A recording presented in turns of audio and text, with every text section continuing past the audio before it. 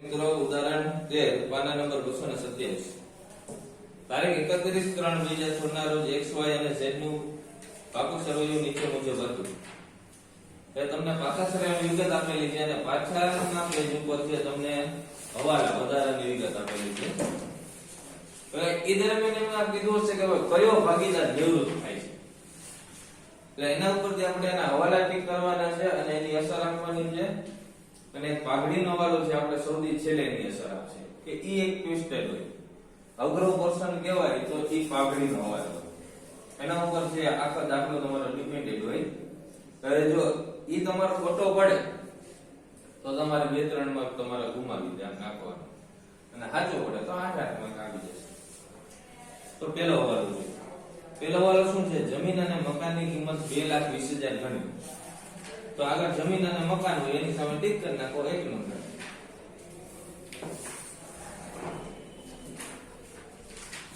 Second, યંત્રની કિંમત 30,000 થી ઘટાડી તો યંત્રની સામે ટીક માર્ક કરી નાખો 1,80,000 આપેલી છે. હેલો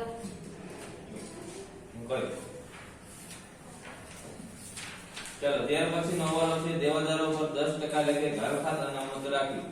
એટલે દેવાદારની સામે 3.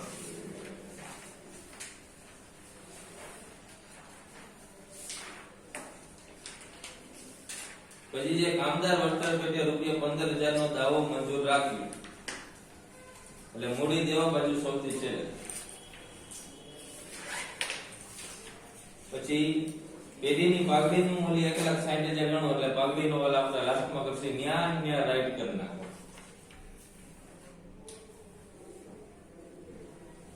અને x અને z નું નફા નુકસાનનું નવું પ્રમાણ 1:1 રાખવું. ઉપરની માહિતી પરથી જરૂરી આમનોંધ લખીને પુનઃમૂલ્યાંકન ખાતું ભાગીદારના મૂડી ખાતા અને નિવૃત્તિ બાદનું પાકું સરવૈયું તૈયાર કરો. હવે આની અંદર આમનોંધ કીધી છે. એક્ઝામમાં ક્યારેય તમારે આમનોંધ લખવાની નહીં થાય. આમનોંધ લખવાની થાય તો તમારો દાખલો છે લેન્ધી થઈ જાય. એટલે એક્ઝામ ની અંદર અત્યાર સુધીનો રેકોર્ડ છે કે ક્યારેય આમનોંધ વાળો દાખલો છે એક્ઝામમાં પૂછાયેલો નથી. એટલે આપણે ખાલી દાખલો ગણવાનો છે. પણ એની આમનોંધ આપણે કઈ રીતે લખી હું તમને ડાયરેક્ટ શોર્ટકટ રીત તમને કહી દઈશ. તો સૌથી પહેલા હવાલાથી સ્ટાર્ટિંગ કરવાનું હોય પણ આપણે સૌથી પહેલા સ્ટાર્ટિંગમાં બેની મૂડી લખી નાખવાની. મૂડી ખાતા જોઈએ આપણે કેટલા આપેલા છે. મૂડી ક્યાં લખાય તો ભાગીદારના મૂડી ખાતાની અંદર જમા બાજુ બાકી આગળ લાવી. કેટલી છે મૂડી બોલો છો? 1,20,000 અને 1,00,000. ઓકે. પછી ઉપાડ આપે છે નથી. હવે આપણે હવાલાની અસર આપતી જવાની છે અને હવાલાની અસર ન આપી હોય ને તમારે આખો દાખલો લાઈનમાં લેવો હોય તો પણ ચાલે. તો આપણે આખો દાખલો પહેલા લાઈનમાં લે, બીજો દાખલો છે આપણે હવાલા ઉપરથી ગણશે. એટલે બે રીતના દાખલા ગણશે. જે પ્રમાણે તમને અનુકૂળ આવે એ પ્રમાણે કીધું તો આપણે એ પ્રમાણે દાખલો ગણશે. પહેલા હવાલા કરે તો હવાલા અને રિધમમાં જવું તો રિધમમાં. તો સૌથી પહેલા જે સામાન્ય અનામત. તો સામાન્ય અનામત છે તમારા માટે એકત્રિત ભંડોળ કહેવાય. શું કહેવાય? એકત્રિત ભંડોળ. એટલે દર વખતે તમારા નફામાંથી એક અમાઉન્ટ રિઝર્વ રાખવામાં આવે. એટલે એનાથી શું થાય કે ઈ જ્યારે પેઢીનું નાણાકીય વર્ષ પૂરું થાય ત્યારે એકત્રિત ભંડોળ છે ભાગીદારો વચ્ચે વેચી નાખવામાં આવે. શું કરવામાં આવે? વેચી નાખવામાં આવે. વળી પાછું એનો જે નફો હોય એમાંથી નવું સામાન્ય અનામત ઊભું કરવામાં આવે. શું કરવામાં આવે? એટલે જૂનું અનામત શું કરી નાખવાનું? ભાગીદારો વચ્ચે વેચી નાખવાનું એના જૂના નફા નુકસાનના પ્રમાણમાં. કયા પ્રમાણમાં? એ જો જૂનું નફા નુકસાનનું પ્રમાણ જો સ્ટાર્ટિંગમાં આપેલું છે 3:3:2. એ જો સામાન્ય અનામત કેટલા રૂપિયા છે? 40,000. સામાન્ય અનામત જમા બાજુ વેચે. કઈ બાજુ? તમને યાદ હોય તો પુનર્ગઠનની અંદર આપણે એની અમુક સ્વીકાર સામાન્ય અનામત ખાતે ઉધાર તે જે તે ભાગીદારના મૂડી ખાતે જમા. એટલે 40,000 ને આપણે 3:3:2 ના પ્રમાણમાં વેચવાનું. એટલે 3 ને 2 6 અને 2 8 એટલે 8 × 5 = 40. એટલે 15,000 15,000 અને 10,000.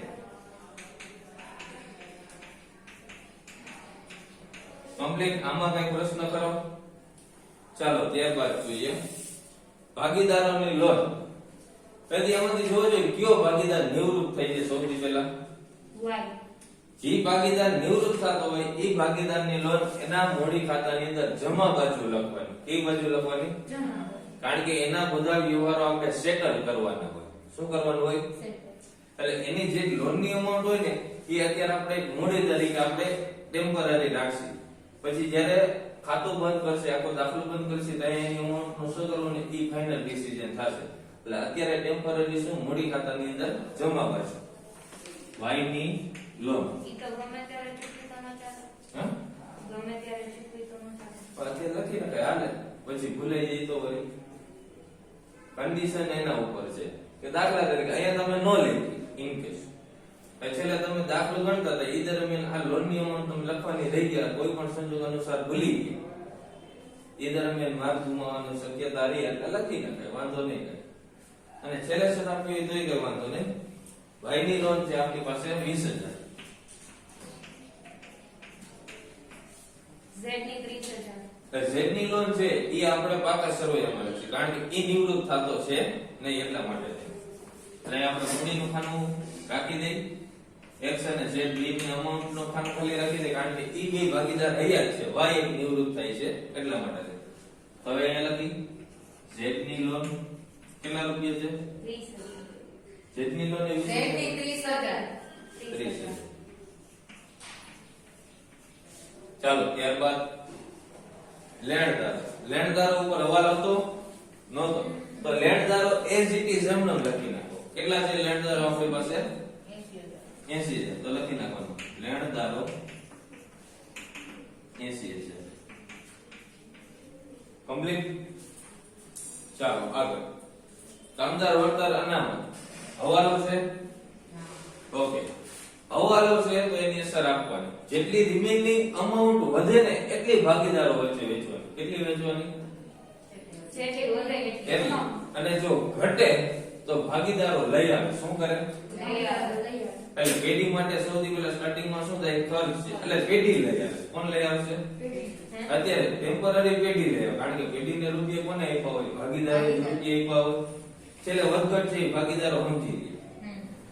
એટલે જો જે આપણે હવાલો શું છે? કામદાર વળતર પેટે રૂપિયા 15,000 નો દાવો મંજૂર રાખ્યો. 15,000 નો દાવો મંજૂર રાખવાનો છે.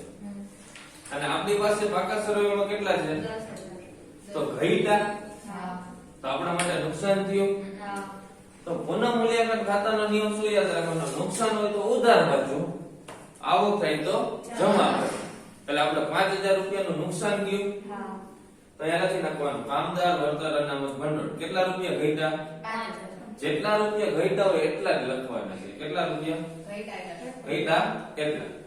એટલે લખવાનું કામદાર વળતર અનામત 5,000 રૂપિયા. દાવો કેટલાનો મંજૂર કરવાનો છે? 15,000. એ ટોટલી અમાઉન્ટ અહીંયા લખી નાખવાનું. કેટલી? 15,000. એટલે લખવાનું કામદાર વળતર અનામત 15,000.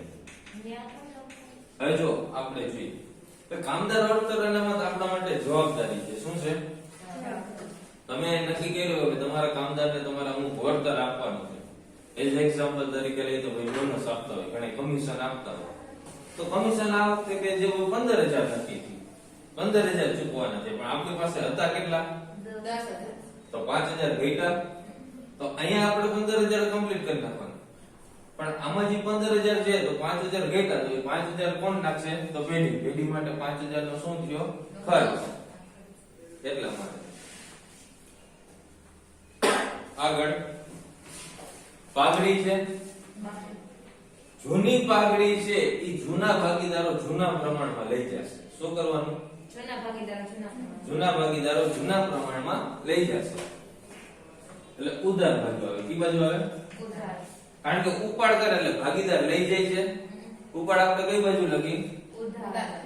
ભાગીદાર લઈ જતો હોય તો એ કી બાજુ આવશે? ઉધાર બાજુ. એટલે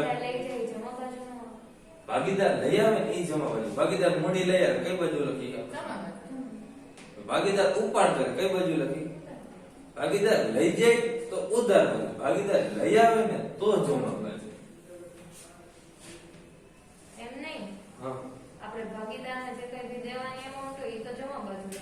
એ તો પાઘડી આપણે ભાગીદારને દેવાની જ છે ને. ક્યાં દેવાની? ક્યારે જમા બાજુ લખી? ભાગીદારને દેવાની રકમ હોય ને એ હંમેશા ઉધાર બાજુ આવે.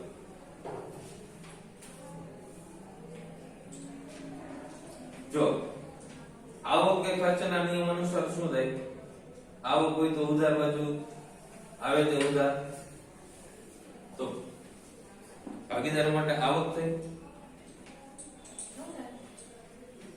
અને એમનો યાદ રાખો તો સિમ્પલ આ જ યાદ રાખે. જો ઉપાડ કરે તો ભાગીદાર વસ્તુ પેટીમાંથી લઈ જાય છે, તો આપણે ઉપર કઈ બાજુ લખ્યું? ભાગીદાર પેટીમાં લઈ આવ્યો, મૂડી લઈ આવશે તો કઈ બાજુ લખશે? એ જ નિયમ સિમ્પલ યાદ રાખે, ઈઝીલી યાદ રહી જાય. પણ એમ નહીં, જો આ સામાન્ય તમે જે ગણતરી કરો છો એ તમે પેઢીની દ્રષ્ટિએ ગણતરી કરો છો. ભાગીદારની અંદર એ વસ્તુ ઓપોઝિટ હોય. કારણ કે જે વસ્તુ પેઢી માટે ખર્ચ હોય ને એ ભાગીદાર માટે આવક. દાખલા તરીકે મૂડી પર વ્યાજ, તો એ પેઢી માટે ખર્ચ છે, તો ભાગીદાર માટે શું થાય? એ પ્રમાણે. એમ નહીં, જો આ સામાન્ય અનામત છે બરોબર, એ આપણે ભાગીદારને આપી. એ ભાગીદાર વચ્ચે વહેંચી છે, એના રૂપિયા છે ને ભાગીદારને ચૂકવવામાં ન આવે. ભાગીદાર પેઢીમાંથી લઈ જાય ને તો ઓલી બાજુ અત્યારે એની વચ્ચે વહેંચી છે, એટલે એની અત્યારે એની મૂડી વહેંચી છે. દાખલા તરીકે તમે 10,000 પેઢીમાં રોક્યા છે, પણ તમારા હિસ્સે નફો આવે તો ડાયરેક્ટ તમને નફો આપી દે. તમારી મૂડીમાં પ્લસ કરે ને, એટલે આ જ વસ્તુ મૂડીમાં પ્લસ થાય, પણ પેઢીમાં એ કાયદેસર રીતે લઈ જાય ને તો ઉધાર બાજુ. એટલે 40,000 છે, એટલે આ પ્રમાણે પાછું વેચાશે 15,000, 15,000 અને 10,000. ચાલો એના પછી જમીન મકાન શું હવાલો હતો? વધારેવાની છે એની કિંમત કેટલી? 2,20,000. હવે આમાં કેટલી આપી છે? 1,99,000. તો તમે બે રીતના વધારો કરી શકો. ડાયરેક્ટ અહીંયા જમીન મકાન 2,20,000 લખો તો પણ ચાલે. એટલે કેટલા વધારવાના થશે આપણે? 21,000. તો 1,99,000 વત્તા 21,000 કરીને 2,20,000 લખો તો પણ ચાલે. બે કન્ડિશન સાચી છે. દાખલા તરીકે મેં આ વખતે આમ લખ્યું જમીન મકાન 2,20,000. કેટલા રૂપિયા કિંમત વધી? 21,000. ફાયદો થયો કે નુકસાન થયું? ફાયદો થયો હોય તો જમા. શું લખવાનું? જમીન મકાન. જમીન મકાન કેટલા રૂપિયા વધ્યા? 21,000. તો 21,000 આ પ્રમાણે. હવે એના પછીનો હવાલો જોજો. યંત્ર. યંત્રની કિંમત 30,000 થી ઘટાડી. 30,000 થી ઘટાડવાની, એટલે 30,000 એમાંથી આપણે શું કરવાના છે? ઓછા કરવા. તો આની અંદર આપણે બીજી કેલ્ક્યુલેશન કરી 1,80,000 ઘટાડો છે, તો અહીંયા શું લખવાનું? માઈનસ ઘટાડો. શું લખવાનું? 30,000. અને આની અંદર જમીન મકાન માં આમ લખાત તો શું લખાત? પ્લસ વધારો 21,000. એટલે બારે કેટલા આવશે? 1,50,000. હવે જોજો ફાયદો થયો કે નુકસાન થયું? નુકસાન થયું. તો પુનઃ મૂલ્યાંકન ખાતાની શું લખવાનું? યંત્ર ખાતે કેટલા રૂપિયા? 30,000. જેટલા ઘટ્યા હોય એટલા લખવાનું. ચાલો ત્યારબાદ સ્ટોકમાં હવાલો છે, ન હોય તો એમને લખી નાખો. 50,000. સ્ટોક 50,000. હવે શું છે? દેવાદાર. હવાલો છે. હા. ઓકે. દેવાદારો પર 10% ગાલ ખાતાના ભંડાર. આપણી પાસે દેવાદારો કેટલા રૂપિયાના છે? 70,000. 70,000. કેટલા ટકા ગાલ ખાતાના અનામત રાખવાની છે? 10%. એટલે માઈનસ ગાલ ખાતા અનામત, આના 10% એટલે 7,000 રૂપિયા થાય. બાદ કરો એટલે બારે 63,000. હવે જો રકમનો ગાલ ખાતા અનામત કેટલી આપી? 5,000. હવે ઈ અનામત અને આ અનામતની કમ્પેરીઝન કરો. વધી કે ઘટી? વધે તો ખર્ચ થાય. હા. બંકાય ઓકે આ ઘાલ ખાતા અનામતની કેલ્ક્યુલેશન સુધી એમાં કઈ પ્રશ્ન ઈ જ ન સમજાય. ઓકે કેટલા ટકા ઘાલ ખાતા અનામત છે મને એ કહો. 10%. દેવાદાર કેટલા છે 70,000. 70,000 ના 10% એટલે 7,000 એટલે ઘાલ ખાતા અનામત મળી ગઈ હા. હવે રકમમાં ઘાલ ખાતા અનામત કેટલી આપી છે જોવો છે Yeah. પાકા સરવૈયામાં જોવો ઓકે, કાલ ખાતેના 65,000. હે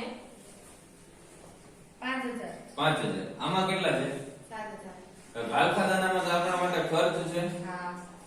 તો 5,000 હતો થયો કેટલો 7,000. કેટલા રૂપિયાનો ખર્ચ હોય તો 2,000. તો ક્યાં લખશી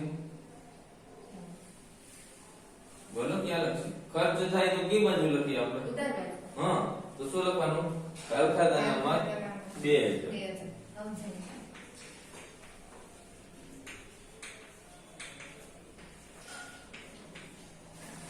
પબ્લિક ચાલો એના પછી શું આપેલું છે બેંક સિલક બેંક સિલક છે એટલે એ રોકડ ખાતાની શરૂઆતની બાકી થાય શું થાય એટલે બેંક સિલક કે રોકડ સિલક આપેલું હોય તો ભાઈ રોકડ કે બેંક ખાતાની અંદર અહીંયા શું લખી નાખવાનું બેંક આપેલું હોય ને તો અહીંયા લખી નાખવાનું બેંક ઓબ્લિક રોકડ ખાતું બાકી આગળ લાભ કેટલા રૂપિયા છે 30,000. 30,000 મિલકતની ઉધાર બાકી હોય એટલે ઉધાર બાજુ લખી ક્યાં લખાય ચાલો એના પછી જાહેરાત ઝુંબેશ ખર્ચ. એટલે જાહેરાત ઝુંબેશ પર એક પ્રકારનું એકત્રિત ભંડોળ કહેવાય શું કહેવાય એકત્રિત ભંડોળ એ ભાગીદારો વચ્ચે વેચાય વેચાય. એટલે સિમ્પલ તમારે શું યાદ રાખવાનું કે જે વસ્તુ મૂડી દેવા બાજુ હોય એ જમા બાજુ વેચાશે કી બાજુ વેચાશે જમા બાજુ અને જે વસ્તુ મિલકત લેણા બાજુ હોય એ ઉધાર બાજુ વેચાય કી બાજુ વેચાય ઉધાર બાજુ એટલે જાહેરાત ઝુંબેશ ખર્ચ સર હાજી આ ભાગીદાર વાય છે હમ.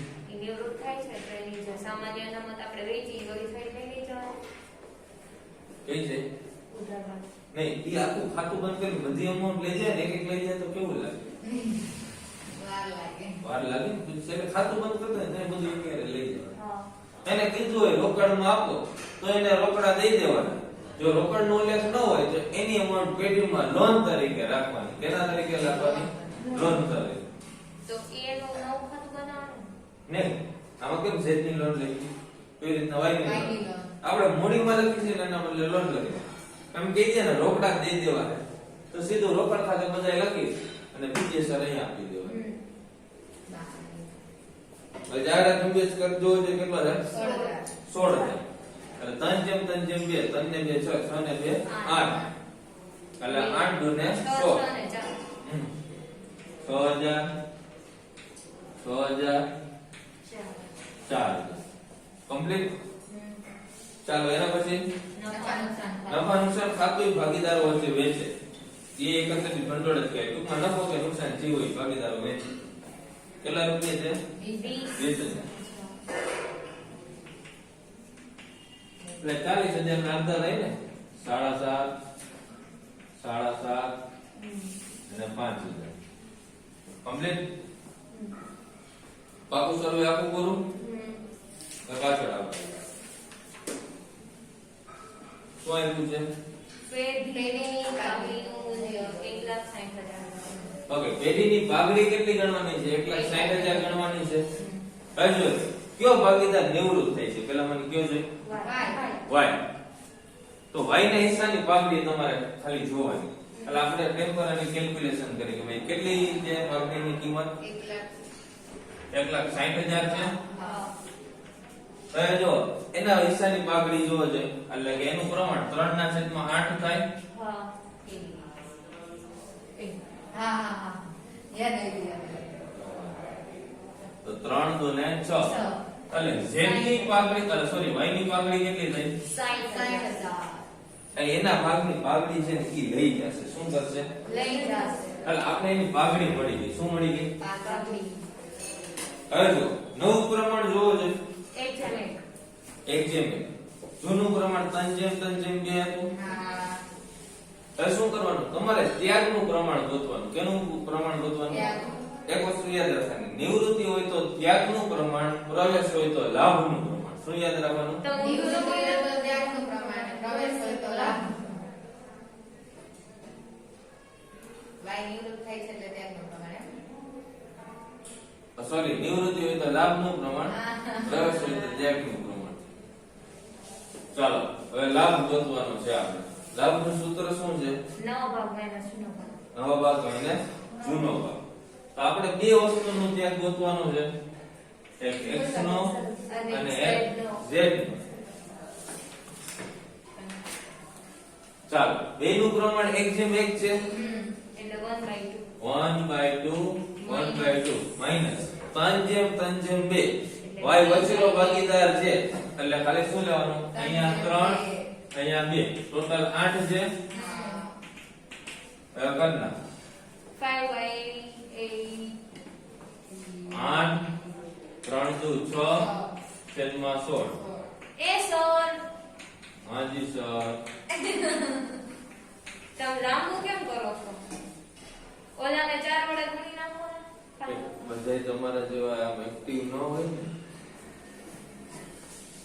હવે 8 માંથી 6 જાય તો 2 4 4 એટલે 2:4 નું પ્રમાણ થયું, એટલે ભાગાકાર કરી તો 1:2 નું પ્રમાણ થયું. એટલો લાભ થયો.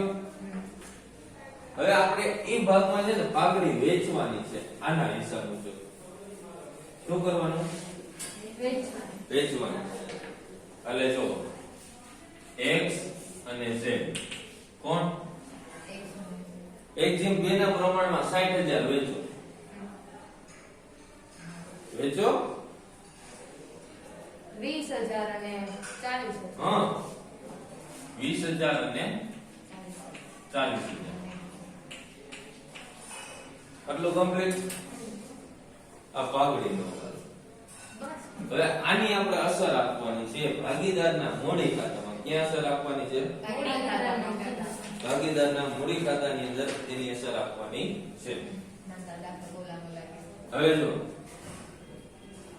હવે આ શું કરશે? દરેક ભાગીદાર તેને આપશે. કારણ કે હું નિવૃત્ત થતો હોય તો મારા પાઘડીની પેટેની જે નફો રહ્યો એ હવે તમને મળશે. એટલે તમે મને એ મુજબ પાઘડી આપશો. પણ એ પાઘડી તમે મને રોકડમાં નહીં આપો, મૂડી ખાતામાં આપશો. મૂડી ખાતામાં આપશો. કેમ આપશો?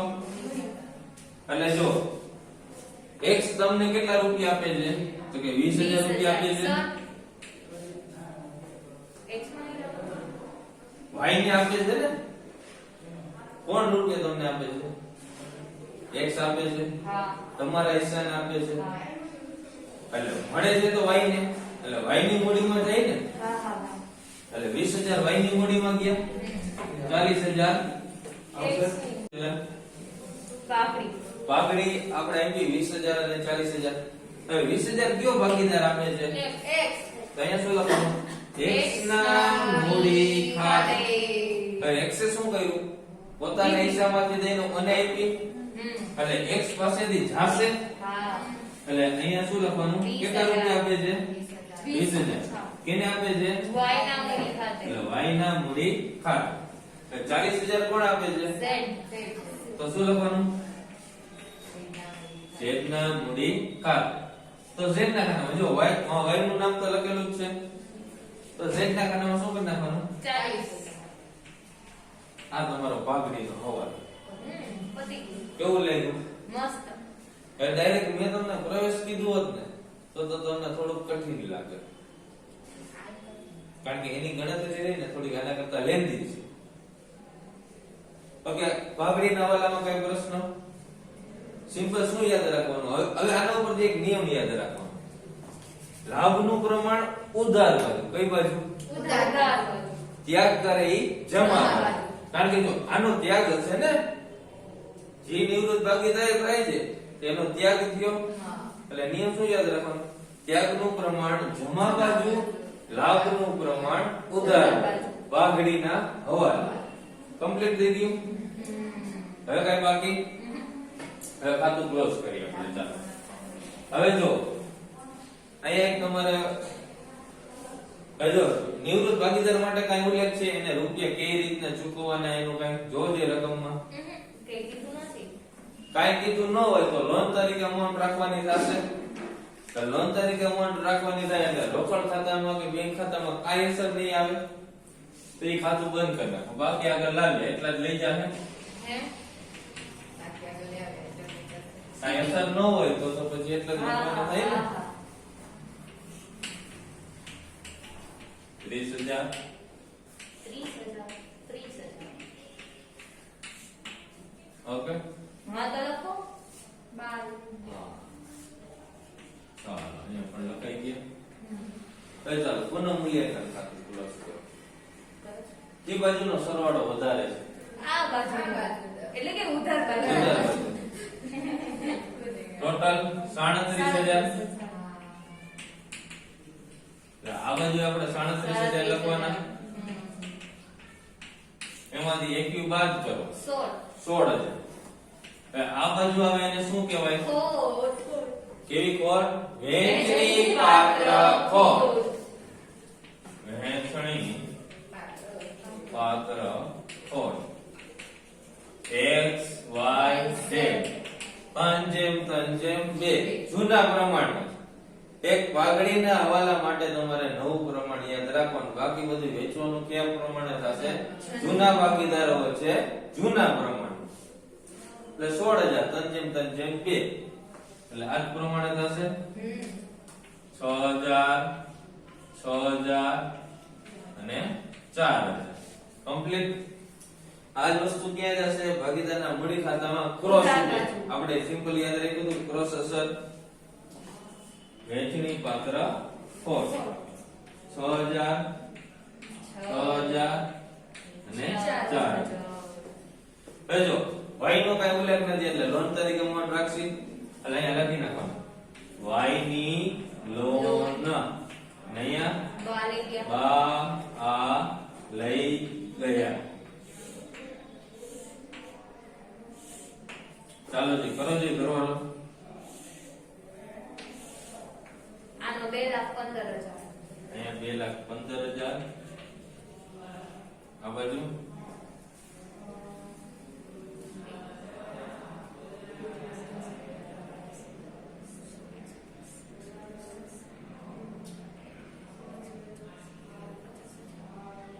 3,50,000 કેટલું? 3,50,000 એમ કરો જી ફરી 2,15,000. શું 2,15,000? આ કેટલા છે? એ સોરી હું આને 1,50,000 સમજુ છું. એક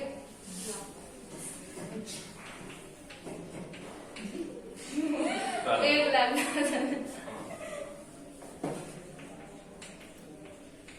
અહીંયા 2,15,000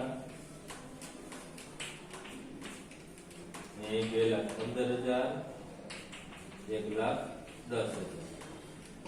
ચાલો તો કરો બાદ બાકી.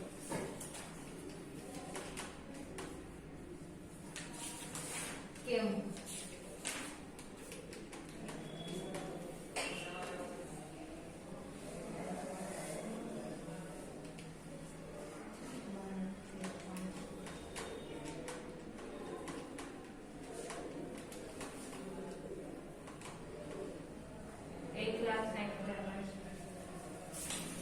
એક લાખ 1,60,500 એ અહીંયા મૂડીમાં લખી નાખવાના. ચાલો પછી y માં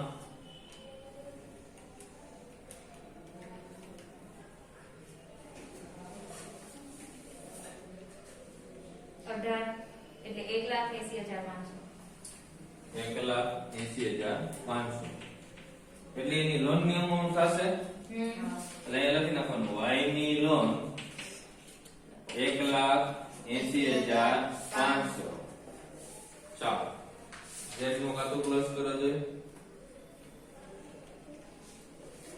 47,000 47 એટલે 47,000 એ લખી નાખો અહીંયા 47,000. ચાલો આનો સરવાળો કરી નાખો 2,07,500. ચાલો આખા એનો સરવાળો કરો જોઈએ.